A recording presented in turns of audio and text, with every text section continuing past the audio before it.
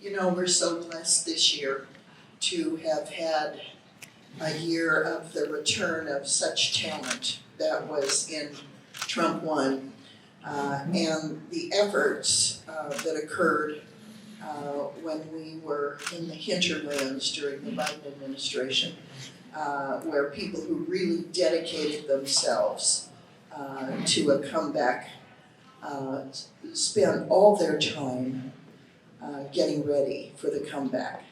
And now the implementation is at warp speed, and we are seeing tremendous transformative change on the ground every week. It's been stunning since January 20th to see the advances, the reforms, the benefits of the Trump 47 administration. I want to particularly acknowledge David Bernhardt, who was the Secretary of the Interior during Trump 1, who spent those 4 years between Trump 1 and Trump 2 planning for this. And if you haven't read his book, it's fascinating. But in addition to writing a book about how things work and how they don't work, he planned to make things better. And David, you did a great service to all of us. So personally, I want to thank you for everything you did.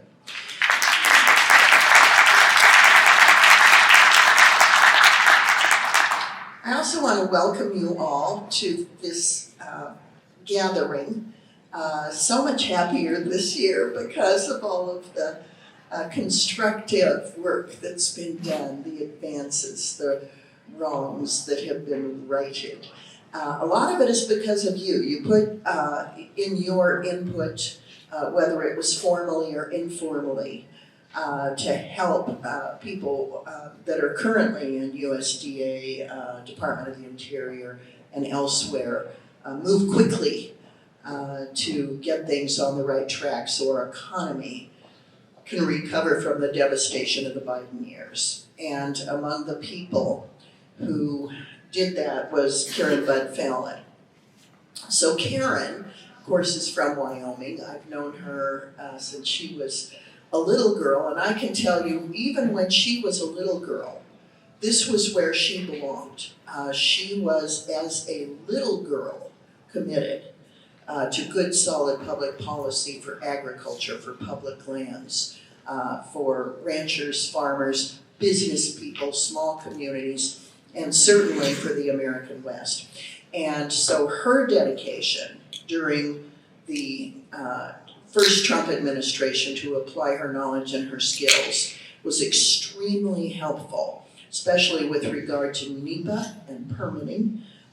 She ended up being on loan from USDI to the EPA, doing a lot of work on how to cut through the paper tiger that so many of us encounter when we apply for a permit. And then also spending considerable time during her law practice, both before and after Trump 1. And now to have you come back and be willing to complete the job. Karen, I honestly, I'm a big fan of yours. I can't tell you how much fabulous work you've done for the West over the years. And I can tell you her daughter and grandchildren are carrying on the Budd-Falen family's great history in helping the West. So kudos to you. And so I'm so pleased to be with her on stage, so I'm going to use this more as an interviewer of her because in Congress, especially in the Senate, where we have to meet the 60 vote margin to get to cloture, we're way more hamstrung than Karen and the administration is. But because of the good planning that occurred by David Bernhardt and others during the devastating years of the Biden administration, we're back on track to really be transformative and truly make America great again. And I don't say that just as using a slogan. I mean, it really is going to make America great again, and just in the nick of time. So, Karen, during what I call the hinterland years, we were trying to get wolves delisted and keep them delisted. We were trying to get grizzly bears delisted. They should have been delisted over 20 years ago because they had reached the scientific objectives necessary to thrive off the endangered species list. And the list goes on and on. The things that occurred with resource management plans in Rock Springs, Wyoming, and Buffalo, and all over the West were devastating. The effort to require that everything be evaluated through the lens of climate change, right down to the most minor matter, just completely put our public lands off limits, even to recreation.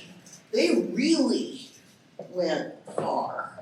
And so pulling us out of that tremendous trough that we were put in by the Biden administration, put you and your colleagues at Interior and Ag and EPA and elsewhere with a tremendous challenge. So I want to just give you a chance just from the get-go to say, when you walked in the second time for Trump 47, what did you find? How did you plan to address it in a strategic way to get the low-hanging fruit addressed first and then take on the longer challenges that we face? Well, thank you, Cynthia, and I appreciate getting to be here, even though it took me 45 minutes to waltz around this hotel to figure out where the right room was. I can do it on the ranch. I can't do it out here.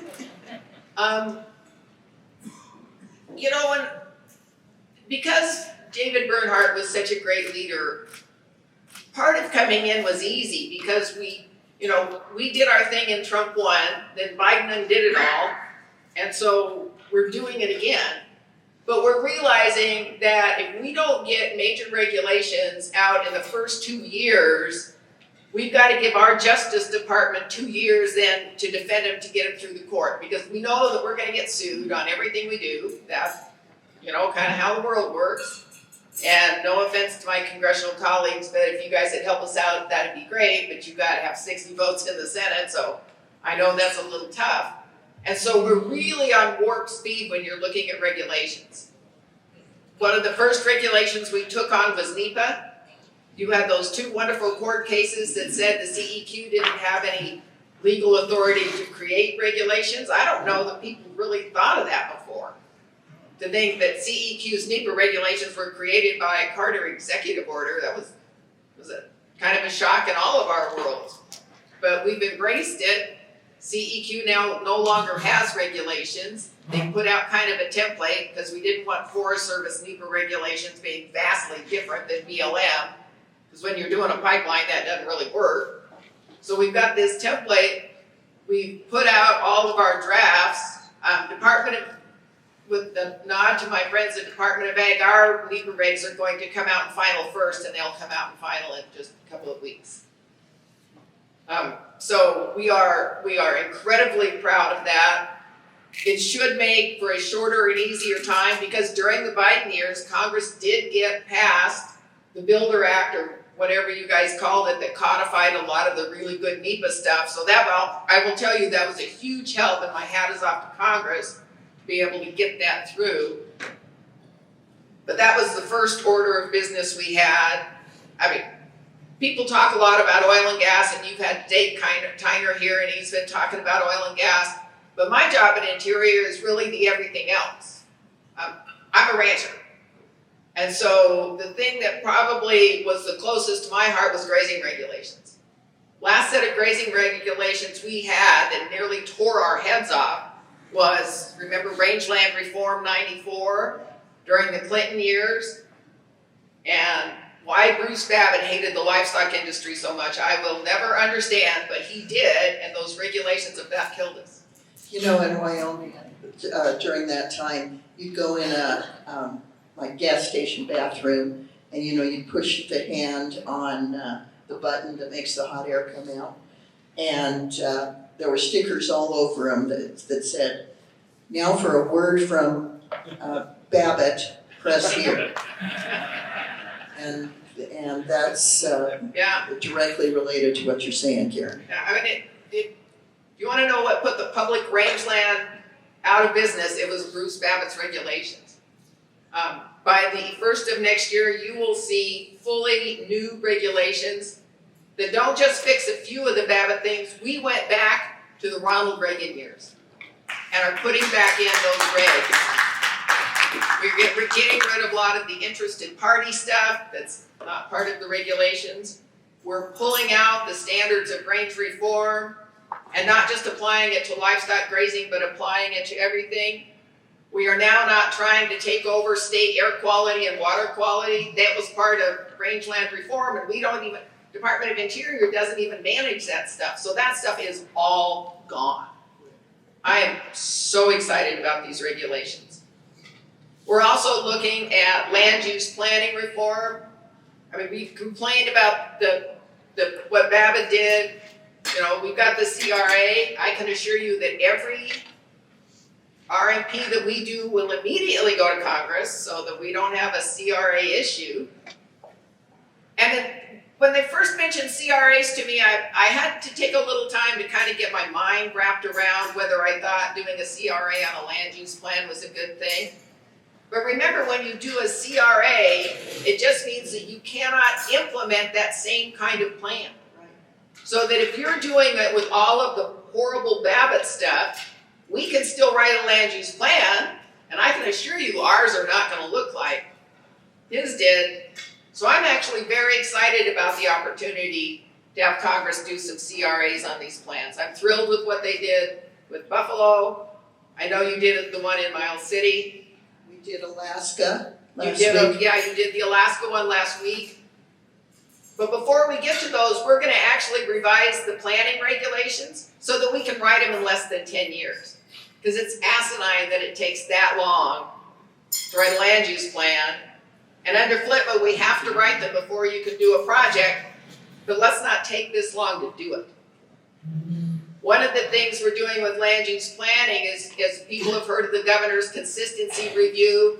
Instead of at the end, we're putting it at the beginning so that the governors and local governments actually get to write an alternative we're going to consider in the land use plan.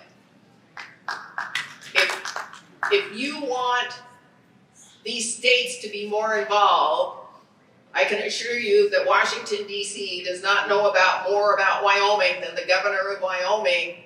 They're the ones that ought to be drafting an alternative for the Rock Springs RMP, not some dude in Washington, D.C.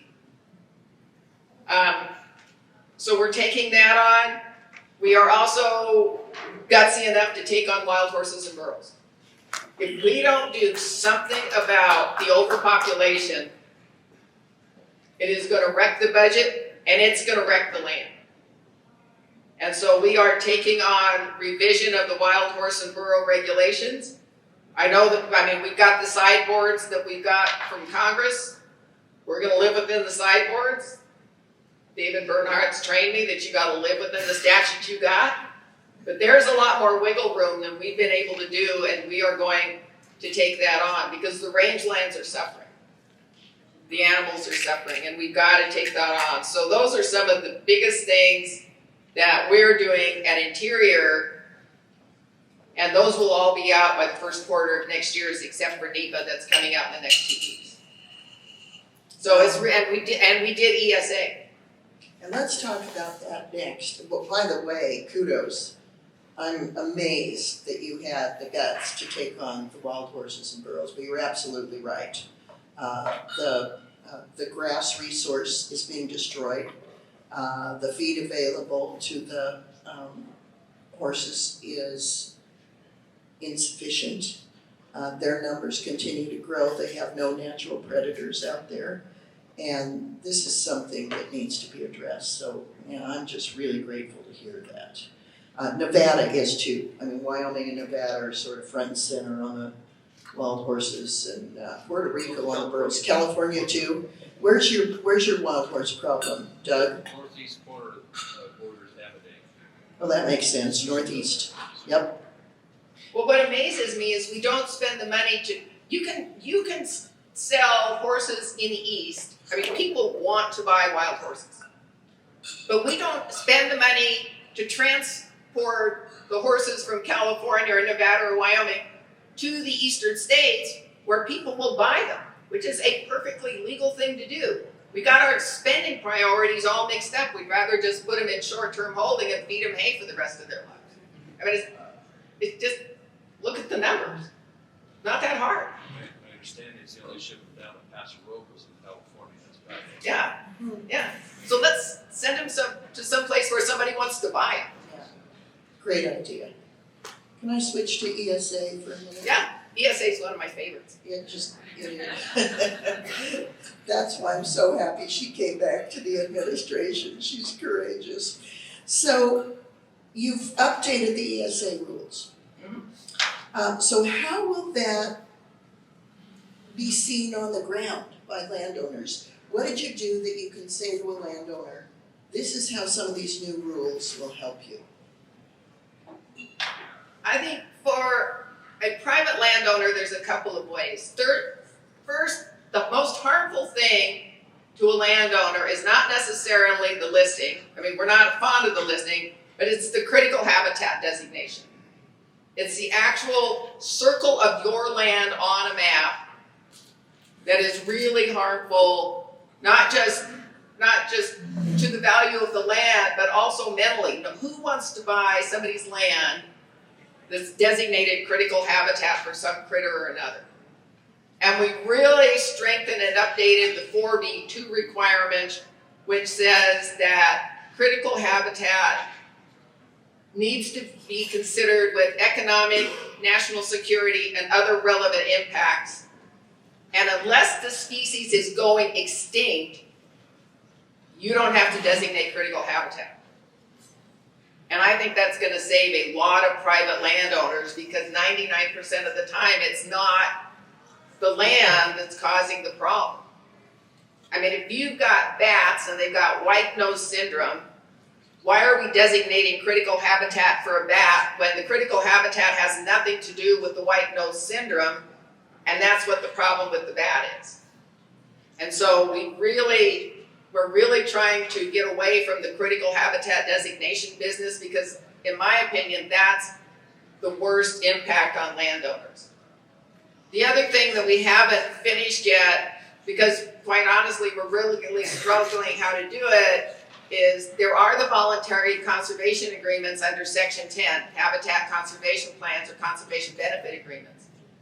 The problem that we have right now is that there's no clear line of what's an HCP or what's a CBA.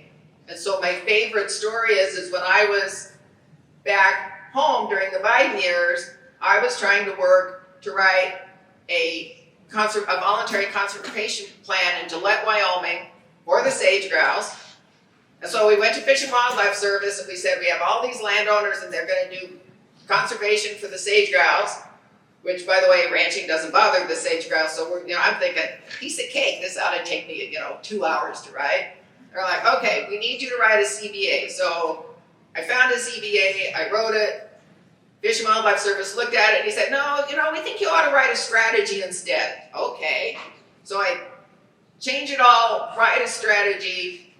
They looked at it and they said, no, we're changing our mind. It ought to be a habitat conservation plan. And now by now I'm mad and Trump is in, and so I came back here. Landowners are willing to do voluntary things, but we've got to make it so that they want to. You've got to have clear definitions of what's a conservation benefit agreement, what's a habitat conservation plan. We shouldn't allow the agencies to make you switch horses in the middle of the stream, because all it's doing is making the landowners not want to do it, and they're spending ridiculous amounts of money on some attorney or some consultant, and you don't have clear standards to measure it against, so you don't know when you've hit the mark. And so that's our next big reg reform in the Fish and Wildlife Service world, is we're going to get this straight, and we're going to have it very clear with templates so that you know exactly what mark you have to hit when you have to hit it, and those that want to do voluntary conservation can do it. And you get credit for it. So it seems to me something that Fish and Wildlife Service ought to want. I think a lot of them do. Some of them are a little problem, but most people are very happy to make this voluntary conservation work, because the ESA, I helped Representative Westerman's team work on the bill that he was talking about, but we're not going to get rid of ESA. So we've got to look for ways to make it easier to live with. Amen. It's so impossible with the 60-vote margin in the Senate to do anything truly significant on ESA reform. But a friend in Wyoming had a great idea, and so I have a bill, and Harriet Hageman's carrying it in the House, just to change the name of the act to the Endangered Species Recovery Act, because the focus should be on recovery.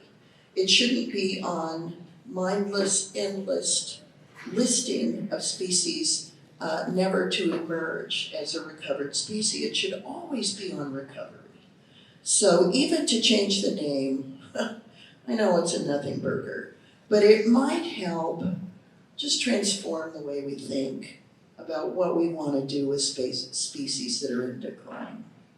Hey, do you have time for one more question? Can I ask her one more question about wildfires? Okay, thank you so much. And what a nice job you do with this organization. So grateful for your work, Daryl. Thank you. Wildfires. So what's the Interior Department's vision for a unified fire service? We are working massively hard on a unified fire service. They've had meetings, we've done all of the tribal consultations, because the unified fire service would include tribal firefighters, BLM, Forest Service, Bureau of Reclamation. Anyone that's got an individual's fire agency would come together in this one place. Mike Boren, who is our acting PND Assistant Secretary, never remember the titles, he's the one that's heading up that effort. We now have hired a fire chief to be able to run the organization. And the vision is to really have a unified command center that will not only organize everybody as they're fighting fire, but employ all this wonderful new technology. When you've got lightning strikes somewhere, there's all of this great technology that can sort of anticipate what we think, a strike is going to hit here or over here or, wherever it's going to hit. And we're really looking at using AI and some of these brand new technologies that I'm way too old to understand, but some of these young kids out there do, to really help us forecast where these fires are going to be. We're also, according to the President's executive order, very far leaning forward on timber production. I've read studies that show that these forests are so much more densely populated with trees than they ever were. They weren't meant to be these huge decadent areas that pine beetle have killed. And so we're really leaning forward. Forest Service has got a lot more timber to cut than we do. We've got the ONC lands in Oregon, California, and Washington.